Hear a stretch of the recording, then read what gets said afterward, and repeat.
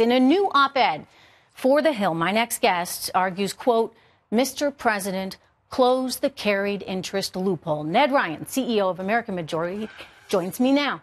Ned, it's good to see you. You've been talking about this a lot lately, often with me on the Fox Business Network. But let's back up for a second, because I want people to understand what they're actually doing. These are private equity managers. It's a wonderful industry, and they work very hard. But they're basically taking the money off of their clients' gains and calling it their profit that they've made off of their investment. But it's not that. Tell us why.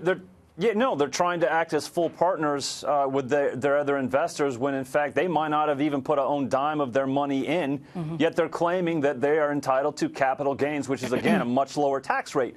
I think the thing that's a little insulting, listening to those clips coming into this, Trish, when they say the American people don't understand it, don't care about it, well, I'll tell you what the American people care about. They care about fairness, and this is fundamentally unfair, and I would argue the carried interest loophole is immoral. These guys, this carve-out has given the private equity and even real estate investors billions a year, and as you said, maybe even up to $18 billion a year, and what they've been able to do is essentially by the silence of Congress. You look at the open secrets from 2016 election cycle, they gave $21 million to 383 members of Congress. And like you said, Steve Schwartzman gave $3 million to Mitch McConnell's leadership PAC. Now, those donations, some will call them free speech. In this case, Trish, I would call it approved bribery. So they're buying themselves a lower tax rate? And we've got some numbers here we can show you. I mean, it's not as though it's just the Republicans. It's not just Mitch McConnell or just Paul Ryan. It's Chuck Schumer as well.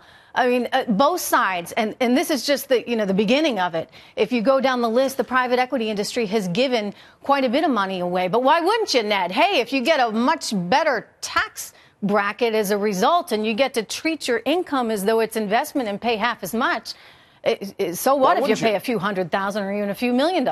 Few million. But I will say this, Trish, Congress is never going to close this loophole. The swamp dwellers are never going to bite the hands that feed them. Okay. There are so many political donations coming in. So I think Trump can do this, and he can do it unilaterally. There is a code, Section 707 inside the tax code, that has given Treasury wide discretion on how they can deal with partnerships and how they define perhaps partners that are not actually partners, but are in fact service providers, because that's the heart of the issue here, Trish. I think you're right, because I think about what Treasury did under President Obama, and Treasury actually said, we're going to end these inversion deals. Remember those fancy deals where an American company would say, I'm going to relocate to Ireland because they have a 12% corporate tax rate, but they weren't really in Ireland?